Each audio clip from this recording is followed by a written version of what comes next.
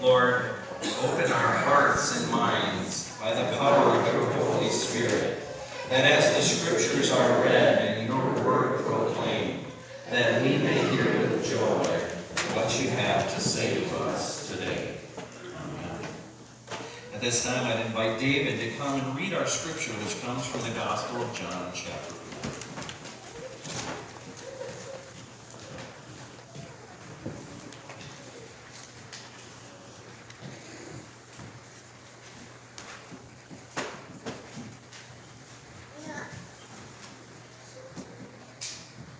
Good morning.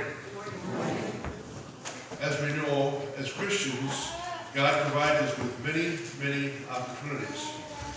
Many times we pass those opportunities by because we're too busy, have too many other things going on, and we just don't have time to pursue them. But if we take those opportunities, it opens up new avenues and new doors for us all. Because we do know God is good all the time. All the time, God is good. John 4, verses 1 through 26. Now Jesus learned that the Pharisees had heard that he was going around baptizing more people than John, although in fact he was not Jesus who baptized, but his disciples only. So he left Judah and went back once more to Galilee. Now he had to go through Samaria, so he came to a town in Samaria called Sychar, near the plot of ground Jacob had given to his sons Joseph. Jacob's well was there, and Jesus was tired, for he had journeyed a long way, and sat down by the well. It was about noon. When a Samaritan woman came to draw water, Jesus said to her, "Will you give me a drink?" His disciples had gone into town to buy food. The Samaritan woman said to him, "You are a Jew, and I am a Samaritan woman. How can you ask me for a drink?" For Jews do not associate with Samaritans. Jesus asked her, "If you knew the gift of God and who he was, asked for it, you would give me a drink. You would have asked him, and he would have given you living water." "Sir," the woman said, "you have nothing to draw with, and the well is deep. Where can you get this living water? Are you greater than our father Jacob, who gave us the well and drank for himself, and did so for his sons and his livestock?" Jesus answered, "Everyone who drinks this water will be thirsty again, but those who drink the water I give them will never thirst. Indeed, the water I give them will become in them the spring of water, welling up to eternal life." The woman said to him, "Sir, give me this water, so I will not thirst and have to keep drawing the water from this well." He told her, "Go, call your husband and come back." "I have no husband," she replied. Jesus said to her, "You are right when you say you have no husband. The fact is, you have 5 husbands, and the man you now have is not your husband. What you have just said is quite true." "Sir," the woman said, "I can see that you are a prophet. Our ancestors worship in the mountain, but you Jews claim that the place where to worship is Jerusalem." "Woman," Jesus replied, "believe me, a time is coming when you will worship the Father neither on the mountain nor in Jerusalem. You Samaritans will worship what you do not know, for to find salvation through it. For the Jews will find it also. The time is coming, and now you can be true worshipers of God and the Father, and the Spirit and the truth. For they are the kind of worshipers the Father seeks. God is the Spirit, and his worshipers must worship in the Spirit of the truth and of God." The woman said, "I know that Messiah, called Christ, is coming. When he comes, he will explain everything to us." Then Jesus declared, "I, the one you are speaking, it is me. I am the Messiah." The word of God for the people of God. Thanks be to God. Thank you, David. So we are going to conclude our series that we've called Real Jesus this week. And the purpose of this series was really to look at the characteristics of Jesus' humanity. You know, oftentimes in the church we tend to look at Jesus and we tend to look at his divine side, and we often think that Jesus cheated in many ways. Well, he's God, so he didn't have it as hard as us. And yet, as we've gone through, I hope that you have seen that Jesus was very much a human being. And in fact, I'll go on to argue that he was the most human of us all. So let me just briefly recap where we've been the last 3 weeks, especially for those people that haven't been with us. And so the first week of our series, we looked at John chapter 21 and the breakfast by the beach. And we looked at characteristics of Jesus' personality. Specifically, we looked at his sense of humor and his playfulness. And we looked at how he engaged with the disciples in that. And again, it's the fishing story is about, oh guys, you've been out fishing all night long, why don't you just throw your net out the other side and see what happens.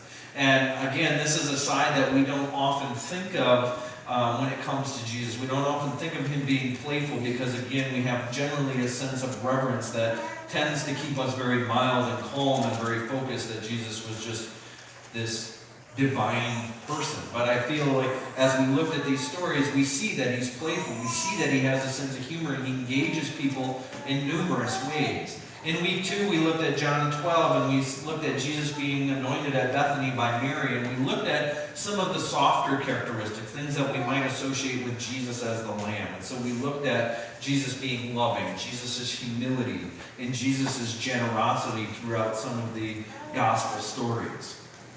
Last week, we looked at John chapter 2, and we looked at Jesus clearing out the temple, and we looked at Jesus' more rugged characteristics. So we looked at his intention and his fierce sense of purpose. We looked at his cunning and his ability to constantly dodge traps and setups by the Pharisees and other people. And we also looked at, what might be called brutal honesty.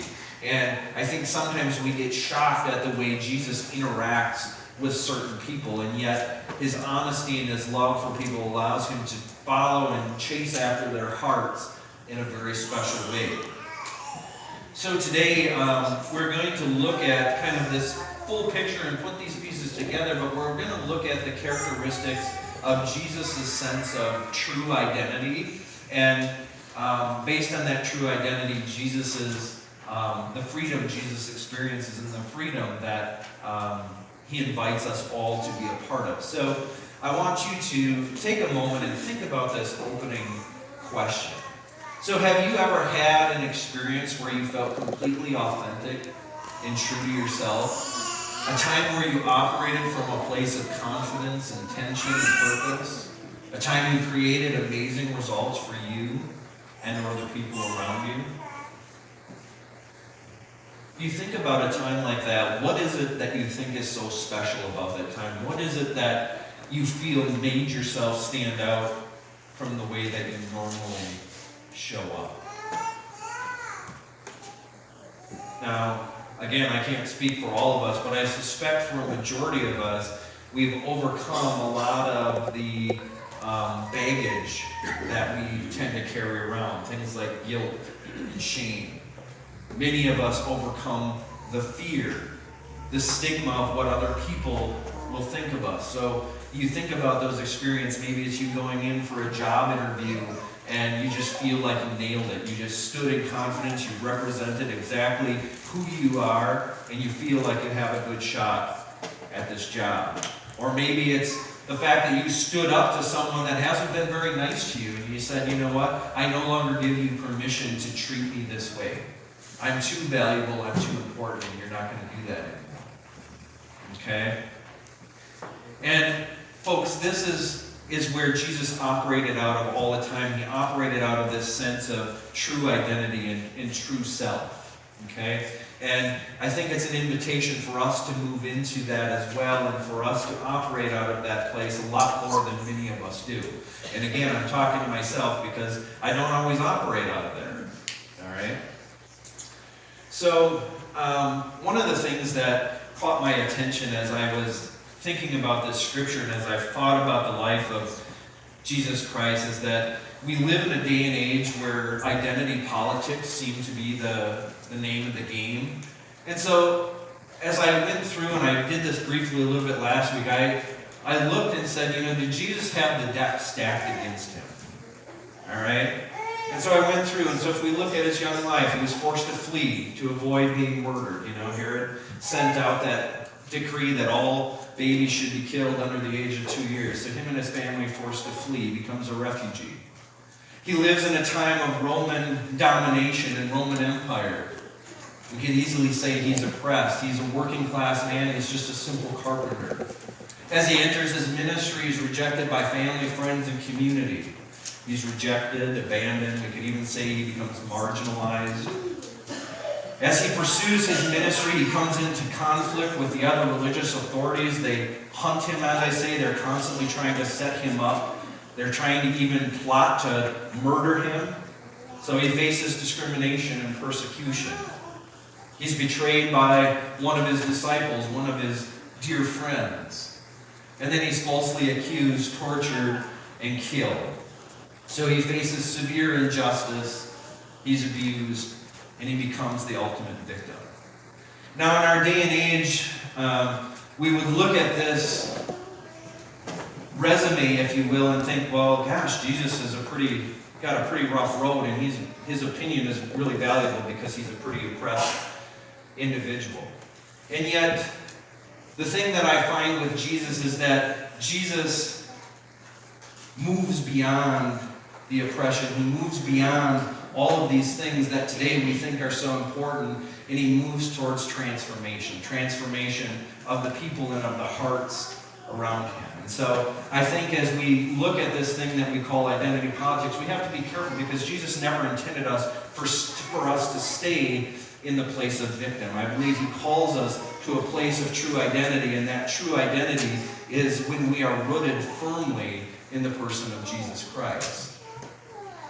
So let's begin to look at our story. Let's see how Jesus operates. And again, I don't have all the scripture here for you because it's a long passage, but I encourage you to look at the dynamics of this story and look at the richness. And for those of you that have been with us a few weeks, see if you can pull out some of those previous characteristics that we've looked at. Now, I entitled this first slide, Jesus, what were you thinking? Because, again, many of us operate under the fear of what other people will think of us. Okay? And so here is Jesus walking, he's tired, he comes to this well, and there happens to be a Samaritan. And she happens to be a woman. And she happens to be sexually indiscreet. Okay? Now, most of us know the relationships between the Jews and the Samaritans. They didn't really like each other. The Jews really looked down upon Samaritans, thought they were basically half-breeds, and they were quite cruel to them. In this day and age too, women had secondary status. Sometimes they were even considered property. And so Jesus comes and he engages not only a Samaritan, but a Samaritan woman. And now as we read the rest of the story, we find that she's a little sexually loose, and so that puts him in an even more difficult position. Today in our Boundaries 101 training, we would tell Jesus to get the heck out of there and not even stay there. So what in the world are you thinking, Jesus? But Jesus is able to operate in and come in and minister to her because he knows exactly who he is and where he stands and where his relationship is based. And so he engages this woman, and she ends up being kind of a feisty thing. Okay? So at first she's taken back and she says, you know what? Who are you to ask me for anything? I mean, I'm a Samaritan and I'm a woman, and you, a Jew, would ask me for a drink? And so Jesus goes on, and again, he just operates from this place where he's just totally confident of who he is. Now, I did some personal development work several years ago, and in that work, through the different seminars, we often had to create specific goals. And these goals could be anything that we decided we wanted to pursue. And so I picked a couple of these goals, and I did the work to do them. And at the end of the seminar, they gave us a very interesting example. And they put different characteristics and different qualities into a quadrant about how we showed up and how we participated in these conferences. Okay, and I'm going to share those with you. Again, these are not biblical now, but they have been very meaningful to me, and so I would invite you to think about those. So the first quadrant, the most powerful quadrant in this personal development work, were those people that showed up and were in what they called true choice. Often these people were had a strong sense of personal responsibility. They were proactive in the way they did things. They generally weren't concerned with how other people viewed them, and they looked to, their intention was to better themselves by completing this goal. Now the second group were what they called false choice, and these people often played not to lose. And this is where I found myself at the end of the conference. Because, even though I got to pick out exactly what my goals were, my motivation and my intention for accomplishing them wasn't the fact that they were really going to better me and better my life, but they were based out of the fact of how I thought other people would think of me if I didn't complete them. So I was more worried about what I would look like to my group if I didn't complete my goals, or what would the whole corporate group and the facilitators think of me if I didn't accomplish these goals. And so I played the game, but I played not to lose. And that was really powerful learning for me, because I found out that program played out itself many times throughout my entire life. And so it's been really meaningful. Now there's other people who went through the program, and those, what they called avoid choice. Those people played the game but didn't really do anything. They made goals, and if they accomplished them, they said great. But if they didn't accomplish them, they just said, oh, you know what, this just wasn't the right goal for me. I just wasn't connected to enough. They made a bunch of excuses, and they didn't really go anywhere. And then there were those people that just went through, they made their goals, and they didn't even try. They just said, oh, to heck with this, I didn't accomplish it. They got very defensive whenever we tried to hold them accountable. They often became very angry with the facilitators and the company, saying that the company was out to get them and treating them unfairly. And so it's an interesting example of where some of us show up. And maybe some of you can relate to different scales on this. And so folks, I think as we take an example from Jesus, that we want to move into that top quadrant. We want to be in that place of true choice, where we're operating out of confidence, and our intention really revolves around the purpose and what we want to do.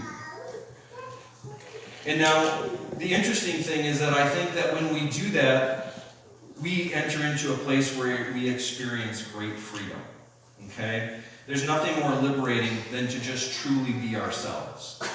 I think that's one of the biggest desires that most people have.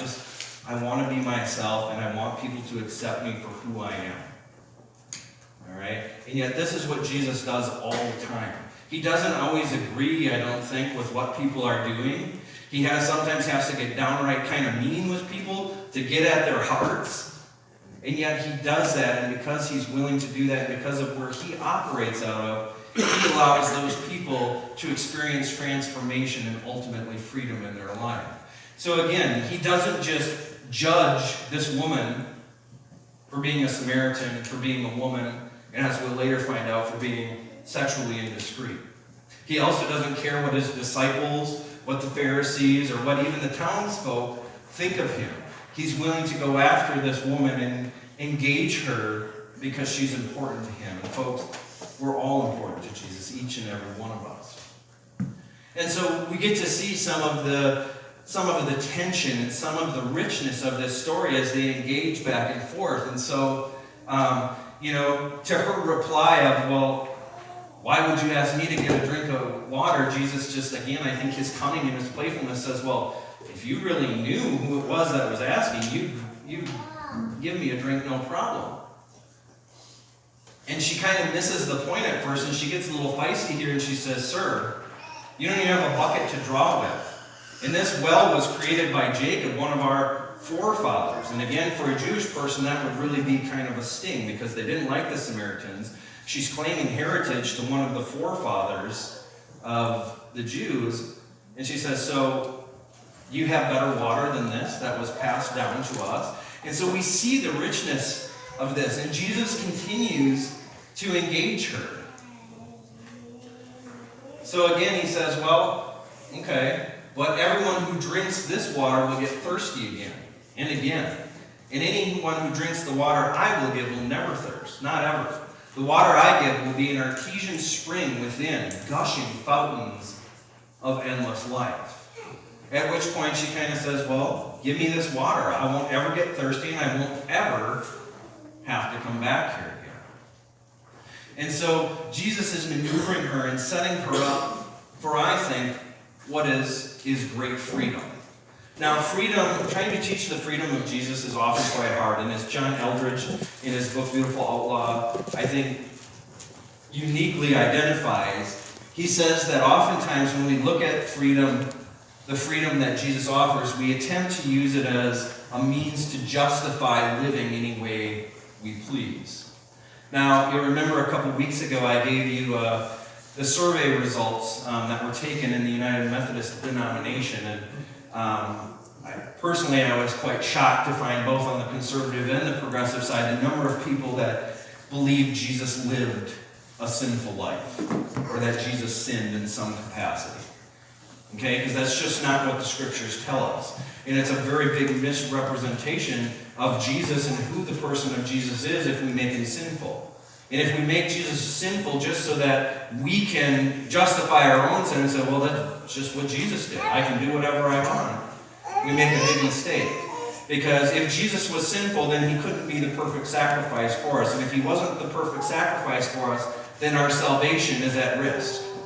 So folks, progressive, conservative, wherever you are, let's get back into the scriptures and rectify our understanding of who Jesus is.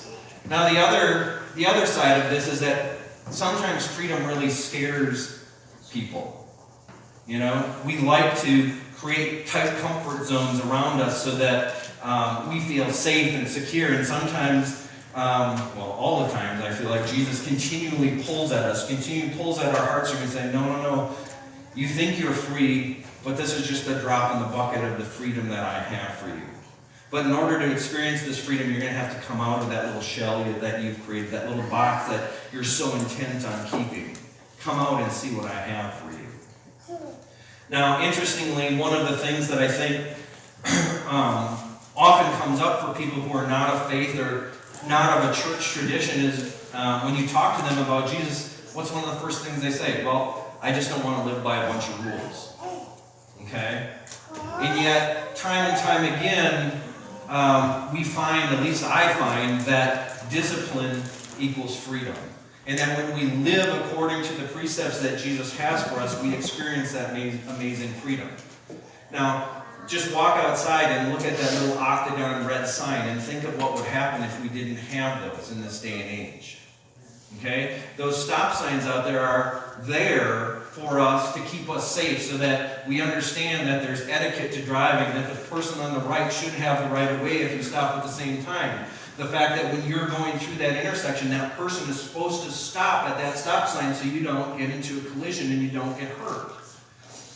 And so, folks, freedom comes from the rules we have. I read a book a while ago. I can't, the title is eluding me right now, but it was written by a former Navy SEAL. And this guy said the exact same thing, that discipline equals freedom. And so, coming from someone who is rigorously trained, we think of Navy SEAL training as some of the most elite training in the world, and the fact that in the midst of that training, this person found freedom and the ability to operate within that. And so, folks, again, the things that Jesus has set up for us, the way Jesus calls us to live, is not to put us down and feel burdened, but to give us freedom. And so I think we need to look at our ego and say, you know what? If this is the way Jesus calls me to live, then this is the way I'm going to live. And I think we'll see amazing results from that. Now, this freedom and this trueness of Jesus, I believe, is firmly based in his identity in this Trinity relationship that he has experienced since the beginning of time. You know, today in our age, we try to create a whole bunch of arbitrary things that we think make up our identity, whether it's gender, race, ethnicity, sexuality. All of those things are a part of us, but the most important part is that we are rooted firmly in the person of Jesus Christ. And when we operate from the fact that we are a child of God, we operate from a place of strength, truth, and freedom. And when we do that, we're able to be the truly authentic people that I think we desire to be. So as the story continues to play out, Jesus kind of hits this woman hard. She goes on a little bit, and then he says, well, why don't you just go get your husband? At which point she says, well, I'm not married. And he says, you told the truth, but you've not just been married once, you've been married 5 times, and the guy you're living with now really isn't even your husband. And again, I see this as some of Jesus' cunning and some of his playfulness, because can you just imagine this woman's mouth? I just imagine her kind of going, like, really? And yet, this is what it took. Jesus didn't come just floating down from the sky to this woman and say, you know what? I'm the Messiah. You're clearly not living in wedlock. You've had 5 husbands. You've got 1,612 sins that you haven't repented of. Go up to the mountain and get busy, and then I'll come and see you there. No, he plays exactly into the way this woman needed to be ministered to at the time that would be the most meaningful to her. And we already, in these few verses, see the shift in her behavior. She goes from being kind of feisty and defensive to all of a sudden saying, you know what? I know that you're a prophet, and I know one day the Messiah is going to come, and when he comes, I'll understand all of these things. And Jesus says, guess what? I am he. You don't have to go any further. And he offers her, even in the midst of her sin and everything else, he offers her that true gift, that true freedom. And guess what happens? She takes it, she goes in, and she becomes the person that proclaims the message of Jesus' love and grace to the whole community. And the community comes back out to her and to Jesus, and they invite him, and Jesus stays with them for a few days. And that is really the full blessing of Jesus Christ. And so, folks, as we conclude this series, I would just invite us to remember that Jesus is really the most human face of all. Okay? Jesus experienced everything that we experienced. He was tired. I'm sure there were days that he was ornery. He cried. He laughed. He experienced that whole resume of things, all that trauma. And so, folks, there's really not any way that Jesus cannot relate to us on some level. And that is the beautiful thing about being able to look at the person and look at the humanity of Jesus Christ, because I feel we are in a world that desperately wants to know that they have a God that will relate to them and understands them. And that is the person of Jesus Christ. And just, if you're wondering what this picture is, it was from a copy of Popular Mechanics in 2015, and some anthropologists and scientists went on and used some data and software to basically remap what they thought a Jewish person's skull and face might look like according to that. And so oftentimes we have Anglo versions of Jesus, again, these beautiful gold flowing locks and white skin, and yet this may very much be a much closer representation for us of who Jesus or what Jesus actually looked like. So some action steps for you as I leave you today. Yeah, can you move me one slide? Maybe it's just that the computer is locked up. So the first action step would be for you just to continue to explore the Gospels, explore this person of Jesus, see who Jesus truly is, and see his humanity. The second action step, if you're a reader and you like good books, I would encourage you to read John Eldredge's book, Beautiful Outlaw. Many of the personality characteristics that I talked about were derived from that book. As always, whenever I refer books that aren't scripture to you, I would encourage you to just use your discernment as you read that. And then finally this week, I want to challenge you to open up an honest and authentic conversation with someone you don't know. So just as I encourage those kids to maybe go and try to befriend someone that doesn't have a lot of friends, I encourage you to go and invite someone for a cup of coffee that maybe you don't know, or just someone that you're out working with, and get beyond the superficial conversation of, oh, how's the weather today? Oh, it's great. And then just walk away and less that you ever interacted with that person. But take some time and really get to know them, and then if the Spirit leads you in that moment, perhaps share something about your faith and about God with them. All right, God bless you guys.